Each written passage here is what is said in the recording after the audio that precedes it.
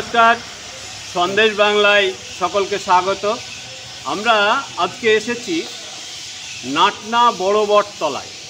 নাটনার দূরত্ব করিমপুর থেকে প্রায় 2 কিলোমিটার। এই বড় বট গাছের একটা প্রাচীন ইতিহাস আছে, অনেক দিনের নাকি দীর্ঘ দিনের এই গাছ। এখানে ভদ্রাকালীর মন্দির রয়েছে, সেই মন্দিরে পুজো হচ্ছে। তো সেই সম্পর্কে এবং এই বটগাছটা সম্পর্কে আমরা এখানকার অনেক প্রাচীন একজনকে পেয়েছি। নমস্কার, আপনার নাম? আমার নাম ভীমপদ মণ্ডল। ভীমপদ মণ্ডল। তা আপনি তো এখানকার মানুষ, নাটনার মানুষ? আমি জন্ম আমার বাংলাদেশে। আচ্ছা। তারপরে যখন হিন্দুস্তান পাকিস্তান হয় তখন আমি চলে এসে বাম্বা এখানে। আচ্ছা আচ্ছা। তারপরে এখানে 75 বছর হয়ে গেল। 75 বছর হয়ে গেল। তো আমি বলছি যে আপনি এই বটগাছটা, এই যে আমরা বটগাছ বাদুড়ের ঝুলে রয়েছে, এই বটগাছটা দীর্ঘদিনের আমি শুনেছি। তো এইটা সম্পর্কে আপনি কিছু জানেন কিনা? প্রথম মানে জানা বলতে আমরা যখন ছোট তখন মূল গাছটা কিন্তু উন্নত ছিল, সেটা ভেঙে গিয়েছে। আচ্ছা। তারই শাখা পোশাখা নিয়ে এটা বিদ্যমান এখন বিরাজ করছে। এই অবস্থায় যেটুকু দেখছেন সেটা সবাই দেখছে, আমিও দেখছি। আর মানে মূল জায়গাটা শেষ হয়ে গিয়েছে। সেটা কতদিন হতে পারে? আনুমানিক তো বলা যাবে না। তো আমার তো বয়স 75 চলছে। আচ্ছা। তাহলে তার বহুদিন আগে এখানে জঙ্গল ছিল, ভীষণ জঙ্গল। আর এই মন্দিরটা তাহলে কতদিন আগে হয়েছে মোটামুটি?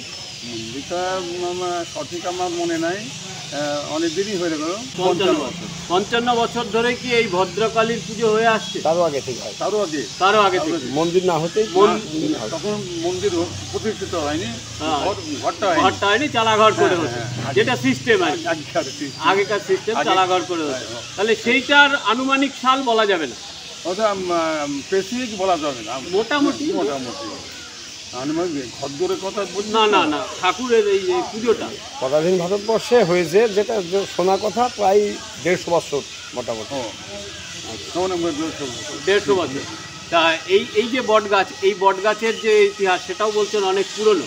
150 বছরের বেশি। আচ্ছা, এই ভদ্রকালীর পুজোটা যেটা হয়, এটা কি স্পেসিফিক্যালি ঠাকুরের কোনো বিশেষত্ব আছে? মানে আমি বলছি যে কালী ঠাকুর যেমন হয় শিবের পিঠের মানে গায়ের উপরে দাঁড়িয়ে থাকেন, সেরকম ছাড়াও অন্য কিছু? বলেন এখানে শিব নেই, এখানে তো মূর্তির সঙ্গে শিবের থাকে না। আচ্ছা আচ্ছা। শুধু কালী মায়ের 12 হাত। আচ্ছা, মায়ের 12 হাত, সেখানে রাম আছে, গরু আছে। যাই হোক, তাহলে এই যে বিশেষ ঠাকুরটা, এই পুজোটা কি বিশেষ তিথিতে হয়? মাঘী পূর্ণিমার উপরে এখানে পালন করা হয়, মাঘী পূর্ণিমা। ঠিক আছে, আপনাকে অনেক অনেক ধন্যবাদ।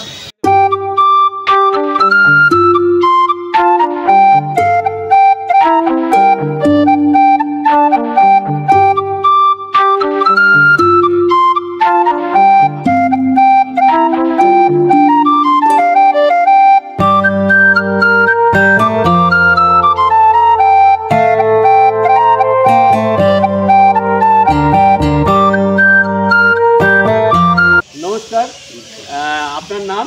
অশোক কুমার বিশ্বাস। অশোক কুমার বিশ্বাস। আপনি কি করেন? আমি পেশাগতভাবে শিক্ষকতা করতাম, বর্তমানে অবসরপ্রাপ্ত।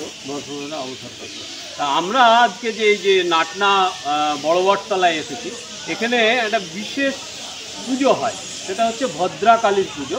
এবং এই ঠাকুরের বিশেষত্ব কি আছে? ঠাকুরের বিশেষত্ব বলতে সাধারণত আমরা কালী মূর্তি যেটা দেখি 4 হাত, শিবের বুকের ওপরে জিহ্বা অবস্থায় থাকেন। এখানে কিন্তু মায়ের মূর্তিটা সেই রকম নয়, এখানে মায়ের 12 হাত। 12 হাত। আচ্ছা।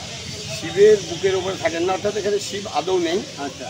ওনার পায়ের কাছে একদিকে রাম, একদিকে গরুর থাকে। আচ্ছা, এটাই হচ্ছে মূর্তির বিশেষত্ব। তাই এই পুজোটা দীর্ঘদিন ধরে হয়ে আসছে। এটা আমার মোটামুটি প্রায় 65 বছর বয়স। আমরা জন্মিয়ে দেখেছি, এবং আমরা যেটা শুনেছি আমাদের পূর্বপুরুষদের কাছে, এটা প্রায় 150 বছর থেকে এখানে হচ্ছে। 150 বছর ধরে। এই পুজো কি আরও পার্শ্ববর্তী কোথাও হয় কি? আমাদের যেটুকু জানা, আমাদের এখানে কাছাকাছি আঙ্গারদহ বলে একটা গ্রাম আছে। আচ্ছা সেখানে মাঠের মাঝে একটা শ্মশান কোনো সময় ছিল নাকি, আচ্ছা। এখন শ্মশান নেই, সেখানে এই পুজোটা হয় আমরা শুনেছি। আর এমনি অন্যান্য জায়গায় কি এই না, আশেপাশে আজ এটা কি বিশেষ কোনো কিছুতে হয়? হ্যাঁ, এটা হয় প্রতি মাঘী পূর্ণিমায়। প্রতি মাঘী পূর্ণিমায়।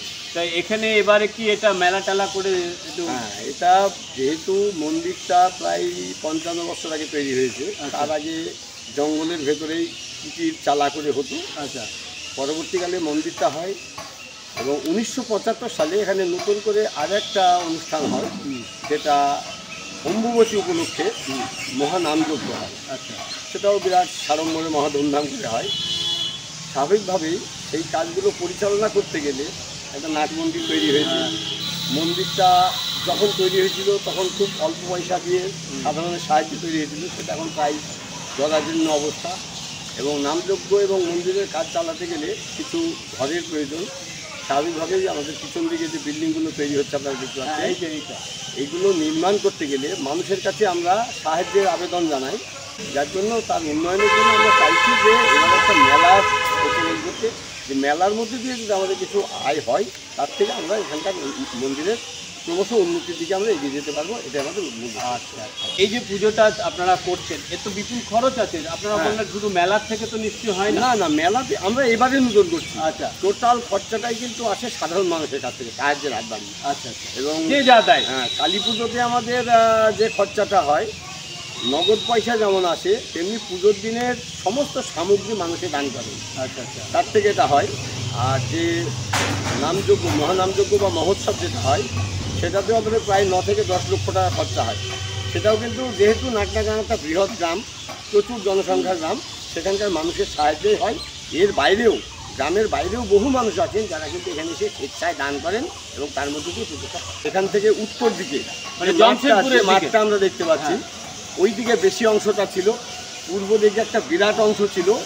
এখন যদিও এর রক্ষণাবেক্ষণের সমস্যা হচ্ছে, কারণ বট গাছ তো এক জায়গায় স্থায়ী থাকে না, স্থানান্তরিত হয়, অন্যের জমিতে চলে যাচ্ছে। সেখানে তারা ঝুড়িগুলো নামাতে না পারার ফলে গাছগুলো মানে ঝড়ে ভেঙে নষ্ট হয়ে যাচ্ছে। আচ্ছা আচ্ছা। তা আমরা যেটা দেখেছি যে পূর্ব দিকের অংশটা একটা বিরাট অংশ আজ থেকে প্রায় 16-17 বছর আগে ভেঙে গিয়েছে, যার ফলে গাছের সেই আকৃতি আর নেই আমরা যেটা দেখেছি।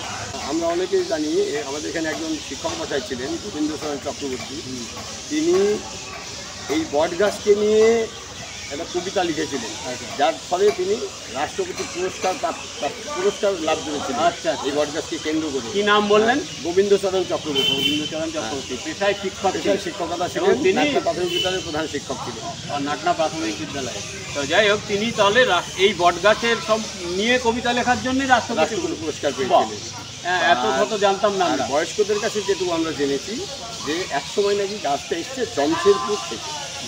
পিছনেই জমশেদপুর। আমাদের যারা অনেক বয়স্ক 2 পুরুষ 3 পুরুষ আগের যাদের আমরা দেখেছি, তারা বলতেন যে মাঠের ভেতরে ছিল, অর্থাৎ ওই দিকের কোনো জায়গা থেকে এসেছে। তারাও নির্দিষ্ট করে বলতে পারেন না যে নির্দিষ্ট কোথায় ছিল, এবং তার বয়স স্বাভাবিকভাবে আমরা অনুমান করতে পারি যে এটা স্থানান্তরিত হতে হতে আজকে এই জায়গায় এসে অবস্থান করছে। এই জায়গাটার নাম বড় বটতলা, নাটনা বড় বটতলা। তা যাই হোক, আমরা এই সম্পর্কে আমরা এই ঠাকুরটার বিশেষত্ব যে ওই যে বললেন যে এখানে কোনো শিবের ওপরে নেই, সেইটা দেখব। আপনারা যেটা বললেন সেটা ভালো লাগলো। এর জন্য আপনাদের সকলকে এবং এলাকার মানুষকে সন্দেশ বাংলার পক্ষ থেকে অনেক অনেক ধন্যবাদ।